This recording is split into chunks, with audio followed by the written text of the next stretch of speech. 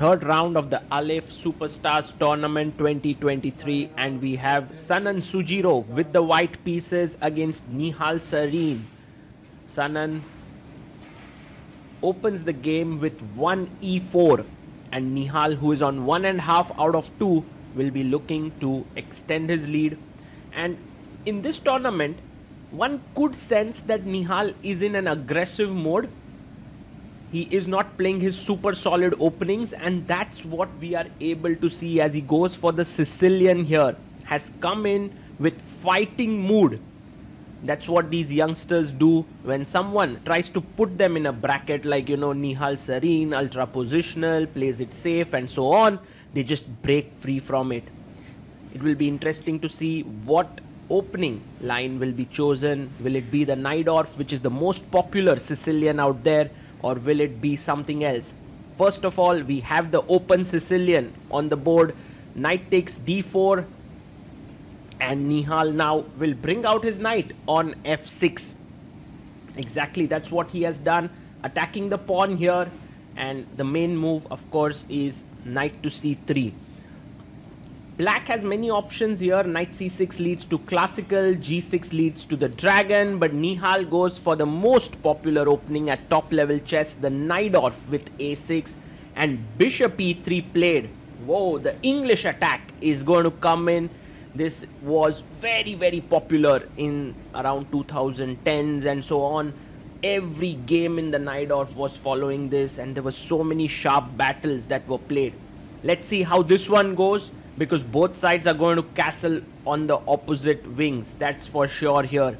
Bishop e7, and now do you go f3?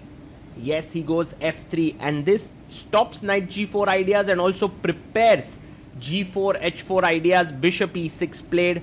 Sanan brings his queen up, getting ready to long castle. Nihal short castles here, and now will Sanan also long castle, or you start already with the move g4 trying to push forward?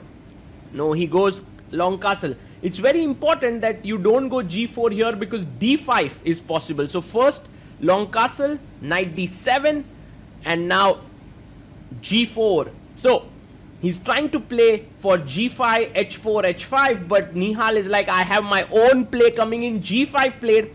Earlier they used to play b4, which would be a very sharp line, but Nihal goes for knight h5, which is now the most popular move, and Sanan plays his knight to d5. You will notice that white is trying to blockade on the queen side by putting his knight on the a5 square. For now, the game has become slightly more positional with this structure in the center, and Nihal is so well prepared. He goes f6, starts to create play on the king side, takes on f6, and I think you will take back with the bishop. And this pawn is now weak, but also the black king looks a bit weak. Bishop can pop in here, the knight can jump in here, so black's position looks filled with lot of weaknesses. But this is all theory, this is all well-known theory. Nihal plays queen to e8, and king b1 played by Sanan, just putting his king away safely. And this was the idea of moving the queen. Bishop d8 to b6, exchanging it for the very powerful bishop.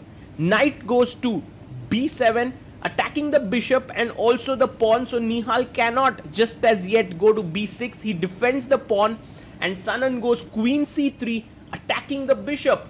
Very, very important position, because if you go here, already queen c6 is hitting all sorts of pawns and pieces. So queen b8 played here by Nihal, putting some defense on the d6 pawn and attacking the knight. The knight is kind of trapped, but in a way no one can attack it, because rook a7 cannot happen. The bishop controls it, so the knight is safe.